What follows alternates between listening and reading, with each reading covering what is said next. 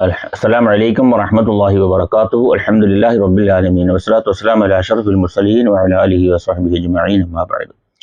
അള്ളാഹു സുബ്ഹാനഹു വ തആല നമ്മെ എല്ലാവരെയും ഒരു ഇഷ്ടദാസന്മാരെ ഉൾപ്പെടുത്തി അനുഗ്രഹിക്കട്ടെ. നമ്മളിൽ നിന്ന് വന്നുപോയ പിഴവുകൾ അള്ളാഹു വിട്ടോർത്ത് മാപ്പാക്കി തരുമാറാകട്ടെ. നമ്മളിൽ നിന്ന് മൺമറഞ്ഞ നമ്മുടെ മാതാപിതാക്കൾ, ഉസ്താദുമാർ, സഹോദരി സഹോദരന്മാർ, ബന്ധുമിത്രാദികൾ, ഇഷ്ടജനങ്ങൾ എല്ലാവരുടെ ഖബർ ജീവിതവും അള്ളാഹു സന്തോഷത്തിലും റാഹത്തിലും ആക്കി കൊടുക്കട്ടെ. സ്വർഗത്തിൽ നിന്നൊരു വാതിലവരുടെ ഖബറിലേക്ക് അള്ളാഹു തുറന്നു കൊടുക്കട്ടെ. ബഹുമാനപ്പെട്ട തഴവ ഉസ്താദ് നവർ അള്ളാഹു മറക്കതുഹു രചിച്ച അൽ മവാഹിബുൽ ജലിയയിൽ നിന്നുള്ള സതുപദേശം എന്ന ഭാഗമാണ് ഇന്ന് പാരായണം ചെയ്യുന്നത്, വിശദീകരണം നൽകുന്നത്. അള്ളാഹു നമ്മിൽ നിന്ന് കബൂൽ ചെയ്യട്ടെ. തഴവ ഉസ്താദിന്റെ സ്വർഗത്തിൽ ഉന്നതമായ ദറജ കൊടുത്ത് അനുഗ്രഹിക്കട്ടെ. ദുനിയാവെ സൂക്ഷിക്കേണ്ടതാണേ നഞ്ച, പരലോക നന്മയ്ക്കുള്ളതായാൽ മുഞ്ച.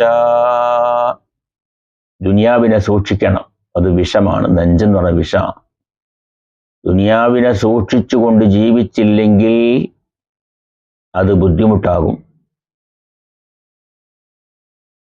അദ്ദുനിയ സജ്നുൽ മുഅ്മിനീൻ വ ജന്നത്തുൽ കാഫിരീൻ, ഇതാണ് ഹദീസ്. മുഅ്മിനുകളുടെ ജയിലാണ് ദുനിയാവ്, സത്യനിഷേധികൾക്കുള്ള സ്വർഗവുമാണ്. എന്നാൽ ആ ദുനിയാവിലുള്ള ജീവിതം പരലോക നന്മയ്ക്ക് വേണ്ടിയാണെങ്കിൽ അത് മൊഞ്ചാണ്, നല്ലതാണ്. പരലോക ജീവിതത്തിനുള്ള കൃഷിയിടമാണ് ഭൂമി. ഇവിടെ നല്ല രീതിയിൽ കൃഷി ചെയ്ത് അതിൻ്റെ ഫലങ്ങൾ, കായ്കനികൾ കിട്ടുന്നത് നാളെ പരലോകത്താണ്. നമ്മളിവിടെ ചെയ്തു കൂട്ടുന്ന നന്മകൾ, ഏതൊക്കെ നന്മകളാണെങ്കിലും അള്ളാഹുവിന് ആരാധനാ കർമ്മങ്ങൾ ചെയ്യുന്നതുൾപ്പെടെ, സാധുക്കളെ സഹായിക്കുന്നതുൾപ്പെടെ, അനാഥകൾക്കും അഗതികൾക്കും സാധുക്കൾക്കും വേണ്ട സഹായ സഹകരണങ്ങൾ ചെയ്യുന്നതുൾപ്പെടെ, അത് സാമ്പത്തികമാകട്ടെ, വാക്കുകൊണ്ടാവട്ടെ, ശരീരം കൊണ്ടാവട്ടെ, അവർക്ക് ചെയ്യുന്ന ഗുണങ്ങൾ എല്ലാം ഈ ഭൂമിയിൽ നമ്മൾ ചെയ്യുന്ന നന്മകളാണ്. അത് നാളെ പാരത്രിക ലോകത്ത് നമ്മൾക്ക് ഉപയോഗപ്പെടും. അപ്പോൾ ദുനിയാവിനെ നമ്മൾ സൂക്ഷിക്കണം, അതിൽ വഞ്ചിതരാവരുത്. ഭൗതികമായ ആഡംബരങ്ങളിൽ, അതിൻ്റെ അഴകുകളിൽ ജീവിതം ഹോമിക്കപ്പെടരുത്. ആ ഭൂമിയെ സൂക്ഷിച്ച് ജീവിച്ചില്ലെങ്കിൽ ഇത് വിഷമായി തീരും, നമ്മുടെ നാശമായി തീരും. പക്ഷേ പരലോക നന്മയ്ക്കാണെങ്കിലോ അത് മൊഞ്ചാണ്, നല്ലതാണ്. അത് സൂക്ഷിക്കുക. ദുനിയാവിനെ തൃപ്തിപ്പെടുത്താൻ വേണ്ടി ഉഹ്റാനെ വെറുപ്പിച്ചാൽ അവൻ കുഴി തോണ്ടി. ദുനിയാവിനെ തൃപ്തിപ്പെടണം, അത് തൃപ്തിപ്പെടുത്തണം മറ്റുള്ളവർക്കും. ഉഹ്റവിയിലെ പാരത്രിക ലോകത്തെ കാര്യങ്ങൾ, കർമ്മങ്ങൾ വെറുപ്പിച്ചുകൊണ്ടായാലും വേണ്ടിയില്ല. പക്ഷെ അങ്ങനെയുള്ളവൻ കുഴി തോണ്ടി. നമ്മൾ ചെയ്യുന്ന ഏതൊരു പ്രവൃത്തിയും, വ്യക്തികളാകട്ടെ, സംഘടനകളാകട്ടെ, സംഘടനയുടെ നേതൃതലത്തിൽ ഇരിക്കുന്നവരാകട്ടെ, നമ്മൾ ചെയ്യുന്ന നല്ല കർമ്മങ്ങൾ ആയിരിക്കണം. അത് തെറ്റാണ്, കുഴപ്പമാണ്, കുറ്റകരമാണ്, എന്നാൽ മറ്റുള്ളവരെ തൃപ്തിപ്പെടുത്താൻ വേണ്ടിയാണ് നമ്മൾ ചെയ്യുന്നത്. കുഴപ്പമാണെന്നറിയാം, കുറ്റമാണെന്നറിയാം, അള്ളാഹു ഇഷ്ടപ്പെടുത്താത്ത പ്രവർത്തനമാണെന്നറിയാം.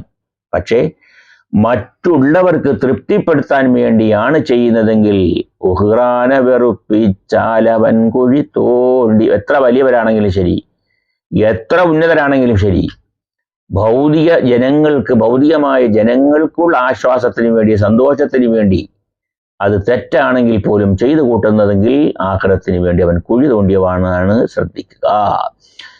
ഇത് ശാശ്വതം ആർക്കും ഒരിക്കലുമില്ല, ഇവിടെ പൊറുത്തവരാരുമിന്നിവിടില്ല.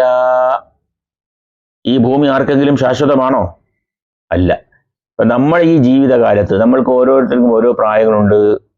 60 കഴിഞ്ഞവരുണ്ട്, 70 കഴിഞ്ഞവരുണ്ട്, 80 കഴിഞ്ഞവരുണ്ട്, 15 കഴിഞ്ഞവരുണ്ട്, 30 കഴിഞ്ഞവരുണ്ട്, 25 കഴിഞ്ഞവരുണ്ട്. എന്നാൽ നമ്മൾ ഈ ജീവിച്ച കാലഘട്ടങ്ങളിൽ എത്രയോ പേര് നമ്മളിൽ നിന്നും മറഞ്ഞുപോയി. പ്രായമുള്ളവർ, പ്രായം കുറഞ്ഞവർ, ചെറുപ്രായക്കാർ, കുഞ്ഞുങ്ങൾ, കുട്ടികൾ, യുവാക്കൾ, അങ്ങനെ എത്രയോ പ്രായം ഉള്ളവർ നമ്മളിൽ നിന്നും കഴിഞ്ഞു പോയിരിക്കുന്നു. വളരെ ചെറുപ്പക്കാരായ ആൾക്കാർ, നമുക്ക് വിശ്വസിക്കാൻ കഴിയാത്ത രീതിയിലുള്ള മരണങ്ങളാണ് നമ്മൾ കേട്ടുകൊണ്ടിരിക്കുന്നത് അല്ലേ? ബൈക്ക് അപകടങ്ങൾ, ആക്സിഡന്റുകൾ, പ്രകൃതി ദുരന്തങ്ങൾ. ഈ കഴിഞ്ഞ ആഴ്ചകൾ പോലും എത്രയോ ചെറുപ്പക്കാർ നമ്മളിൽ നിന്നും വിട്ടുപിരിഞ്ഞു പോയി. അതിൽ ഉസ്താദുമാരുണ്ട്. അള്ളാഹു അവർക്കൊക്കെ മഗ്ഫിറത്തും റഹ്മത്തും കൊടുക്കട്ടെ, കുടുംബത്തിന് സമാധാനവും ശാന്തിയും കൊടുക്കട്ടെ. ഇക്കാലത്തുള്ള ബൈക്കിന്റെ അപകടങ്ങൾ വളരെ പെരുകിയിരിക്കുന്നു. ട്രാൻസ്പോർട്ട് മന്ത്രി പോലും പറഞ്ഞിരിക്കുന്നു, ഒരു ബൈക്ക് മനുഷ്യനെ കൊല്ലുന്ന ഒരു ബൈക്കാണ് സ്പീഡ് കൊണ്ടുവന്നു. അതൊക്കെ സൂക്ഷിച്ചും കണ്ടും വേണം നമ്മുടെ മക്കൾക്ക് നമ്മൾ ബൈക്ക് എടുത്തു കൊടുക്കുവാൻ. അവരുടെ ജീവിതം ഹോമിക്കപ്പെടുന്ന ബൈക്കാവാൻ പാടില്ല. അപ്പോ ഇവിടെ ആരെങ്കിലും അങ്ങനെ ശാശ്വതമായി കഴിയുമോ? ഇല്ല. അങ്ങനെ ശാശ്വതമായി ആരെങ്കിലും കഴിയുമായിരുന്നുവെങ്കിൽ വലൗ കാനത്തിദ് ദുനിയാ തദൂമു ലിവാഹിദി ലകാന റസൂലുള്ളാഹി ഫിഹാ മുഖല്ലദാ. ഈ ഭൗതിക ജീവിതത്തിൽ ആരെങ്കിലും ശാശ്വതമായി മരണമില്ലാതെ കഴിയുമായിരുന്നുവെങ്കിൽ അതിന് ഏറ്റവും അർഹനായവൻ ആരായിരുന്നു? ലകാന റസൂലുള്ളാഹി ഫിഹാ മുഖല്ലദാ. ഏറ്റവും അനുയോജ്യൻ മുത്തുനബി സല്ലല്ലാഹു അലൈഹി വസല്ലമ തങ്ങളായിരുന്നു. ആ നബി ആയിരുന്നു ഇവിടെ ശാശ്വതമായി കഴിയേണ്ടിയിരുന്നത്. പക്ഷേ ആ റസൂലുള്ളാഹിയും നമ്മളിൽ നിന്നും വിട്ടുപിരിഞ്ഞു പോയിരിക്കുന്നു. അപ്പോ നമ്മൾക്കാർക്കുമേ ശാശ്വതമായി കഴിയാനുള്ള ഒരിടം അല്ല ഇത് എന്ന് നമ്മൾ മനസ്സിലാക്കുക. ഓരോരുത്തർക്കും അള്ളാഹു കണക്കാക്കപ്പെട്ടിരിക്കുന്ന ആയുസ് കഴിഞ്ഞാൽ അസ്രായേൽ വരും നമ്മുടെ റൂഹിനെ പിടിക്കാൻ. നമുക്ക് പറയാൻ പറ്റുമോ, ഞാനൊരു പ്രവർത്തനത്തിലാണ്, ഒരു ബിൽഡിങ്ങിന് എടുക്കുന്നതിൻ്റെ ജോലിയിലാണ്, ഒരു വീടിൻ്റെ നിർമ്മാണത്തിലാണ്, അതല്ലെങ്കിൽ മകളുടെ കല്യാണവുമായി ബന്ധപ്പെട്ട പ്രവർത്തനത്തിലാണ്, ഞാനൊരു പുതിയൊരു ജോലിയിൽ കയറാൻ പോവുകയാണ്, മറ്റൊരു രാജ്യത്തിലേക്ക് ഞാൻ പോവുകയാണ്, എനിക്ക് കുറച്ച് സമയം കൂടെ തരണം എന്ന് പറയാൻ പറ്റുമോ? അത് സ്വീകരിക്കപ്പെടുമോ? ഇല്ല. വർഷങ്ങൾ കൊണ്ടുള്ള പ്രയത്നത്താൽ നമ്മളൊരു വീട് നിർമ്മിക്കുകയാണ്, അതിൽ താമസമാകാൻ വേണ്ടി ദിവസങ്ങളൊക്കെ തീരുമാനിച്ചിരിക്കുന്നു, അതിനെല്ലാവരെയും ക്ഷണിച്ചിരിക്കുന്നു, അതിൻ്റെ ചിട്ടവട്ടങ്ങളൊക്കെ ഒരുക്കിയിരിക്കുന്നു. പക്ഷേ ആ വീട് താമസത്തിന് തൊട്ടുടനെ അല്ലെങ്കിൽ താമസത്തിന് അന്ന് മരണപ്പെട്ടവർ നമ്മുടെ മുന്നിലുണ്ട്. മകളുടെ വിവാഹം നടത്തുന്നതിന് വേണ്ടി ആലോചനകൾ വന്നു, പുതിയാപ്പളയെ ഉറപ്പിച്ചു, കല്യാണ ഡേറ്റ് തീരുമാനിച്ചു, ഓഡിറ്റോറിയം ബുക്ക് ചെയ്തു, കല്യാണത്തിന് എല്ലാവരെയും ക്ഷണിച്ചു, കല്യാണം വിളി നടന്നു. കല്യാണം നാളെയാണെങ്കിൽ ഇന്ന് മരണപ്പെട്ട പിതാക്കന്മാർ എത്രയോ ഉണ്ട് നമ്മുടെ മുന്നിൽ. അപ്പോ ആരും ഇവിടെ ശാശ്വതമല്ല. അതുകൊണ്ട് ഭൗതിക ജീവിതം എന്നത് ശാശ്വതമല്ല, ശാശ്വതമായ ഒരു ഭവനമല്ല എന്ന് നമ്മൾ മനസ്സിലാക്കുക. ഒരു സമയമിൽ പല കാര്യവും അണിനിന്നാൽ മുൻഗണന പരലോകത്തിനാകണമെന്നാൽ. ഒരു സമയം പല കാര്യങ്ങളും ചെയ്യണമെന്ന് വന്നു, എന്നാൽ മുൻഗണന ഏതിന് കൊടുക്കണം? പരലോക നന്മയ്ക്കായിരിക്കണം. അത് റബ്ബിനേറ്റം തൃപ്തിയുള്ളൊരു വേല, മുഅ്മിനിന് വേണ്ടതും എപ്പോഴും ഈ ഹാല. രണ്ട് കാര്യങ്ങൾ വന്നു ഒരേ സമയത്ത് ചെയ്യാൻ. അതിലേത് സ്വീകരിക്കണം? നന്മയായ പരലോകത്തിനുതകുന്ന ആ കാര്യം തിരഞ്ഞെടുക്കണം. അതാണ് റബ്ബിന് ഏറ്റവും നല്ലത്. മുഅ്മിനുകൾ ചെയ്യുന്നതും അത് തന്നെയാണ്. ബഹുമാനപ്പെട്ട തഴവ ഉസ്താദ് ഒരു ഉദാഹരണം നമ്മൾക്ക് പറഞ്ഞു തരുന്നു. ഉപമയ്ക്കു വേണ്ടിയിട്ടൊന്ന് ഞാൻ പറയുന്നെടോ, പറയുന്നതോർത്തു ശ്രവിച്ചു നീ ചിന്തിക്കെടോ. ബാങ്കിന്റെ സമയത്താണ് ജുമുഅ ബാങ്ക്, പ്രാധാന്യമെന്നാൽ ജുമുഅ പിന്നാ ബാങ്ക്. വെള്ളിയാഴ്ച ബാങ്കിൽ പോകേണ്ട ആവശ്യമുണ്ട്, സാമ്പത്തിക ഇടപാട് നടത്തേണ്ട രംഗമുണ്ട്, വളരെ അത്യാവശ്യമാണ്. ജുമയുമാണ്, വെള്ളിയാഴ്ചയാണ് ജുമയുമാണ്.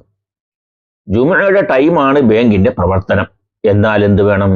ജുമുഅ മുടക്കിക്കൊണ്ട് ബാങ്കിൽ പോകണമോ, അതല്ല ജുമുഅ നിസ്കരിച്ചതിന് ശേഷം ബാങ്കിൽ പോകണമോ? എന്നാൽ തഴവ ഉസ്താദ് ഉദാഹരണത്തിൽ കൂടെ നമ്മളോട് പറയുന്നു, നീ ആദ്യം ജുമുഅയ്ക്ക് പോകുക, ജുമുഅ നിർവഹിച്ചു കഴിഞ്ഞതിന് ശേഷം ബാങ്കിന്റെ ഇടപാടിലേക്ക് പോകുക. അതുകൊണ്ട് വളരെ ശ്രദ്ധിച്ച് ചെയ്യേണ്ട കാര്യമാണ്. പരലോക അമല വന്നതെല്ലാം തന്നെയും, എന്നാൽ കൊടുക്കൽ എങ്ങിനാ മുൻഗണനയും. മൗത്തിന്റെ ഹാലാണെന്നു വെച്ചാൽ എന്തിനാ മുൻഗണന നീ നൽകൽ, അതാണേ ചെയ്വന. ഒന്നിലധികം കാര്യങ്ങൾ വന്നു, നല്ല കാര്യങ്ങൾ തന്നെയാണ്. അപ്പൊ അതിൽ നീ ഏതിന് മുൻഗണന കൊടുക്കും? അപ്പോൾ ബഹുമാനപ്പെട്ട തഴവ ഉസ്താദ് പറഞ്ഞത് എന്താ? സക്രാത്തിന്റെ ഹാല് വന്ന ഒരു മനുഷ്യന്, സക്രാത്തിന്റെ ഹാല് വന്നാൽ ഏത് ഹൈറായ കാര്യം ചെയ്യുന്നതിനായിരിക്കും നമ്മൾ മുൻഗണന കൊടുക്കുക, അതനുസരിച്ച് നീ പ്രവർത്തിക്കണം. നന്മയിലെ ആ കാര്യത്തിന് മുൻഗണന കൊടുത്തുകൊണ്ട് പ്രവർത്തിക്കണം. മഹാനായ തഴവ ഉസ്താദ് നമുക്ക് ഉദാഹരണങ്ങൾ നൽകുന്നതാണ്. നമ്മുടെ പ്രവർത്തനങ്ങൾ നല്ല രീതിയിലാക്കുക. നമ്മുടെ ചുരുങ്ങിയ ജീവിതം നാളെ പരലോകത്തെ ജീവിതത്തിന് വേണ്ടി തയ്യാറാക്കുക. സൽക്കർമ്മങ്ങൾ ചെയ്ത് നല്ല രീതിയിൽ ജീവിക്കുക. ആഭാസത്തരങ്ങൾ, ലഹരി ഉപയോഗങ്ങൾ, മോശത്തരങ്ങൾ, അതിൽ നിന്നെല്ലാം പരിപൂർണമായും വിട്ടുനിന്നുകൊണ്ട് അള്ളാഹുവിനെ പേടിച്ചുകൊണ്ട് ജീവിക്കുക. അള്ളാഹുവെ, ഞങ്ങളെയൊക്കെ സത്യവിശ്വാസികളിൽ ഉൾപ്പെടുത്തണമേ തമ്പുരാനെ.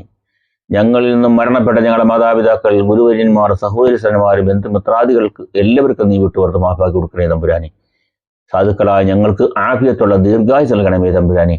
മാരകമായ രോഗങ്ങളിൽ ബുദ്ധിമുട്ടുന്ന ഒരുപാട് പേരുണ്ട്, അവർക്ക് ശിഫ കൊടുക്കണേ തമ്പുരാനെ. അത്തരം രോഗങ്ങളൊന്നും തന്നു ഞങ്ങളെ നീ പരീക്ഷിക്കല്ലേ അല്ലാഹ്. ഞങ്ങളുടെ മക്കൾക്കൊക്കെ നാഫിയായും ഓർമ്മ ബുദ്ധിയും കൂർമ്മ ബുദ്ധിയും കൊടുത്ത് എല്ലാ പരീക്ഷകളിലും ഉന്നതമായ വിജയം വരിക്കാൻ തോഫീക്ക് കൊടുക്കണമേ തമ്പുരാനെ. ഞങ്ങളുടെ മക്കൾ, സഹോദരിമാർ, വിവാഹപ്രായം എത്തിയവർക്ക് അനുകൂലമായ അനുയോജ്യരായ കുഫുവത്ത വധൂവരന്മാരെ കണ്ടെത്തി കൊടുക്കണേ അല്ലാഹ്. ഗർഭിണികളായ തങ്ങളുടെ മക്കൾക്കും സഹോദരിമാർക്കും സുഖപ്രസവത്തിൽ കൂടി സ്വാലിഹ്യങ്ങളായ, അംഗവൈകല്യങ്ങളൊന്നുമില്ലാത്ത പൂർണ്ണ വളർച്ചെത്തിയ സ്വാലിഹ്യങ്ങളായ കുഞ്ഞുങ്ങളെ സുഖപ്രസവത്തിൽ കൂടി നൽകണേ അല്ലാഹ്. മഖ്ബൂലും മബ്റൂറുമായ ഹജ്ജും ഉംറയും സിയാറത്തും കുടുംബസമേതം നിർവഹിക്കാനുള്ള ഭാഗ്യം എത്രയും പെട്ടെന്ന് നീ ഞങ്ങൾക്ക് നൽകണേ അല്ലാഹ്. ഞങ്ങളുടെ രാജ്യങ്ങളിലും ഞങ്ങൾ വസിക്കുന്ന രാജ്യങ്ങളിലും നിന്റെ ശാന്തിയും സമാധാനവും നൽകണേ തമ്പുരാനെ. പലസ്തീൻ സഹോദരങ്ങൾക്ക് ശാശ്വതമായ സമാധാനം നൽകണേ തമ്പുരാനെ. ധിക്കാരികളായ യഹൂദന്മാരെ നീ നശിപ്പിക്കണേ അല്ലാഹ്. അവരെത്രയും പെട്ടെന്ന് നീ പരാജയപ്പെടുത്തണേ അല്ലാഹ്. അല്ലാഹു, അവർക്ക് നീ ശാന്തി കൊടുക്കണേ പലസ്തീൻ ജനതയ്ക്ക്. റബ്ബനാ ആതിനാ ഫിദ്ദുനിയാ ഹസന വഫിൽ ആഖിറതി ഹസനത വഖിനാ അദാബന്നാർ. ആമീൻ ബിറഹ്മതിക യാ അർഹമർ റഹീമീൻ. ദുആ ചെയ്യണമെന്ന് വസിയത്ത് ചെയ്യുന്നു. അസ്സലാമു അലൈക്കും വറഹ്മത്തുള്ളാഹി വബറകാതുഹു.